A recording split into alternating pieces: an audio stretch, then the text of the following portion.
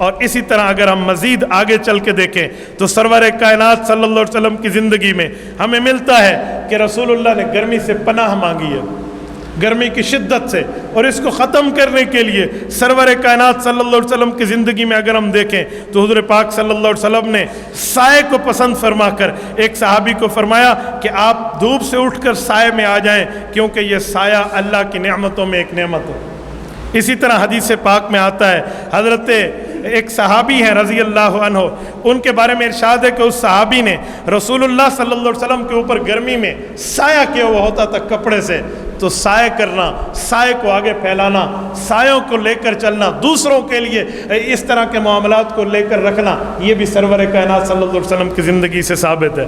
حضور پاک صلی اللہ علیہ وسلم نے اسی طرح ایک بات میں مزید آپ کی خدمت میں رکھتا ہوں، ایک صحابی تھے، وہ پیدل مسجد میں آتے تھے، گھر قریب تھا مسجد کے، انہیں کسی نے کہا آپ کوئی گھوڑا، کوئی اس زمانے کا دراز گوشت جانور خرید لیں جو آپ کو سوار ہو کر آپ اس پر آئیں، تو انہوں نے کہا جی میں چاہتا ہوں میں پیدل آؤں تاکہ مجھے ثواب ملے، گرمی بھی ہوتی اور رات کو اندھیرا بھی ہوتا۔ تو اللہ کے رسول تک بات پہنچی تو رسول اقدس صلی اللہ علیہ وسلم نے ارشاد فرمایا کہ اللہ پاک ان سب چیزوں کو ثواب عطا فرمائیں گے، آپ سواری کو خرید سکتے ہیں، آپ کے لیے کوئی جرم نہیں ہے۔ صحیح مسلم کی حدیث ہے۔ اس سے سمجھ آیا کہ اگر بندہ اپنی کار پر، اپنی گاڑی پر، اپنے بائک پر یا سوار ہو کر نماز کے لیے آتا ہے، گرمی اور اندھیرے کے معاملات پر یا بارش اور پانی کے معاملات سے بچنے کے لیے، تو یہ بھی ثواب کا کام ہے۔ یہ نہیں ہے کہ ہر قدم پہ نیکی ہے تو گاڑی کے ہر پہیے کے گھومنے پر بھی نیکی ہے۔ تو حضور پاک صلی اللہ علیہ وسلم کی زندگی سے ہم ملتا ہے۔ ایک بات مزید ملتی ہے، حضرت ابو ذر فرماتے ہیں، حضرت عبداللہ بن عمر فرماتے ہیں، حضرت ابو ہریرہ فرماتے ہیں، حضرت بلال کی روایات ہیں، یہ روایات بھری ہوئی ہیں سیاستہ میں۔ رسول اکرم صلی اللہ علیہ وسلم نے فرمایا، حضرت بلال کہتے ہیں گرمی کا موسم ہے، ہم سفر میں ہیں، سائے میں آرام کر رہے ہیں۔ رسول اکرم صلی اللہ علیہ وسلم نے جب دیکھا کہ ظہر کا وقت ہوا تو حضرت بلال نے وضو کیا اور اٹھے ظہر کی اذان دینے کے لیے۔ اللہ کے رسول نے فرمایا بلال ابرد، ٹھنڈا ہونے دے، موسم تھوڑا ٹھنڈا ہونے دے، تھوڑا ظہر کو لیٹ ہونے دے۔ کہتے ہیں پھر میں کچھ ٹائم بعد پھر اٹھا اذان کے لیے، فرمایا ابرد فإن شدت الحر من فی جہنم، یہ گرمی جہنم کے طرف سے تعلق رکھتی ہے، ٹھنڈا کرنے دے ظہر کو۔ کہتے ہیں حتی رأینا فیع تلول، ایک پتھر پڑا تھا تو اس کا بھی سایہ آ گیا، اتنا اچھا بھلا ٹائم ہو گیا اور کوئی ٹھنڈا موسم ہوا تو حضور نے فرمایا اٹھ اب اذان دے اور اب نماز پڑھیں۔ تو اس وقت ہم نے نماز ادا کی۔ تو یہ ہمیں کیا سمجھاتا ہے کہ گرمی کی شدت کو نماز سے ختم کیا جا سکتا ہے۔ جہنم کی گرمی جو دنیا کی آگ سے 70 گنا زائد ہے، اس کو نماز سے ہم ختم کرتے ہیں۔ تو آج ہم گرمی کے ماحول میں نماز چھوڑ دیتے ہیں، آج ہم گرمی کے ماحول میں بیٹھے اور ہمیں نماز کی کوئی فکر ہی نہیں ہے، مسجد کوئی فکر ہی نہیں ہے، عبادت کوئی فکر، جی گرمی ہے۔ بھائی آج اے سی ہے، آج پنکھے ہیں، آج RCC چھتیں ہیں، آج ہمارے پاس باقی گرمی سے بچنے کا نظام موجود ہے۔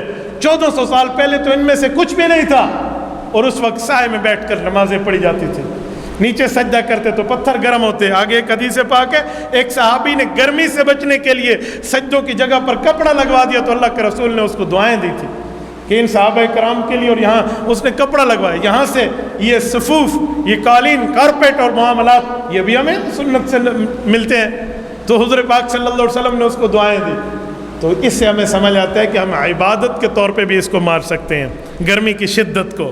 اور رسول اللہ صلی اللہ علیہ وسلم نے درخت بھی لگائے ہیں اور اپنے ہاتھ سے لگائے ہیں، ایک نہیں کئی سینکڑوں درخت رسول اللہ نے اپنے ہاتھ سے لگائے ہیں۔ مشہور حدیث آپ نے سنی ہوگی، اور میں نے اس باغ کی مدینہ منورہ میں جا کر اس سفر میں زیارت کی ہے، اسے سلمان فارسی رضی اللہ عنہ کو باغ کہتے ہیں۔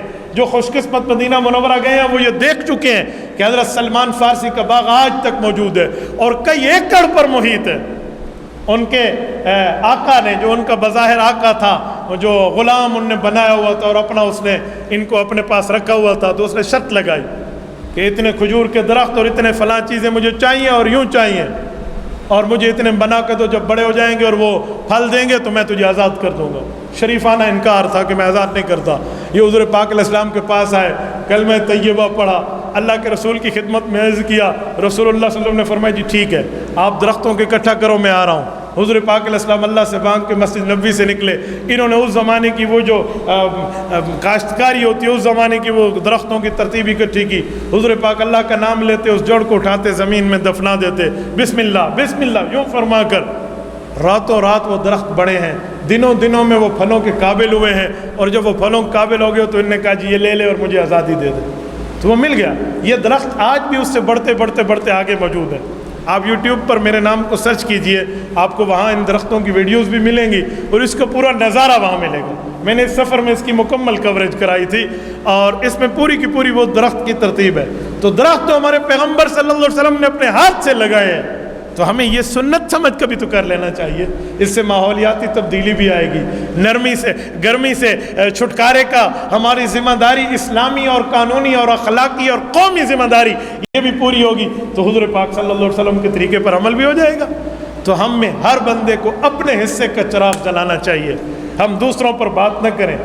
کہتے ہیں دو قوم کے وڈیرے تھے، دونوں نے ایک دوسرے کو کہا کہ میری قوم میرا کہنا تجھ سے زیادہ مانتی ہے، اس نے کہا جی میری قوم تم سے زیادہ مانتی ہے، تو انہوں نے کہا جی ٹھیک ہے آزمائش کرا لیتے ہیں، 2 تالاب بناؤ خالی اور اپنی قوم کو کہو کہ اس کو دودھ سے بھر دو۔ اس نے بھی کہہ دیا، اس نے بھی کہہ دیا۔ اب دودھ سے قوم نے اس تالاب کو بھرنا تھا، سب ایک ایک گلاس دودھ کا ڈالیں تو بھر جائے گا نا، اپنے حصے کا چراغ ہے۔ تو یوں ہی ہوا، ایک بندے نے ایک طرف سے بیٹھے ہوئے سوچا کہ اگر میں پانی کا گلاس ڈال دوں رات کے اندھیرے میں، کسے کیا پتہ چلے گا کہ نہیں کھیر تو سٹا ہے، دودھ کا تو نہیں ڈالا، تو وہ پانی کا ڈالا ہے۔ جب صبح ہوئی نا تو ایک وڈیرے کا تالاب پانی سے بھرا ہوا تھا اور ایک کا دودھ سے۔ کیوں؟ اس طرف والے نے یہی سوچا تھا ہر بندے نے کہ میں پانی ڈال دوں تو وہ دودھ ڈالے گا، میں پانی ڈال دوں تو وہ۔ تو یہ ہوتے ہیں اپنے حصے کا چراغ جلانا یا بجھانا۔ ہمیں اپنے حصے کے چراغ جلانے چاہیے، اپنے معاملات کو سامنے رکھنا چاہیے۔ اس معاملات میں ہم سامنے رکھیں گے، اللہ کی قسم میں حقیقت کر کے کہتا ہوں کہ ہم اپنی ذمہ داری کے حد تک تو اللہ رب العزت کی دربار سے چھٹکارا پا لیں گے نا۔ لا تکلف نفس الا وسعها، جتنی طاقت ہے اتنی طاقت کی بقدر کریں گے۔ تبارك الذي نزل الفرقان على عبده ليكون للعالمين نذيرا۔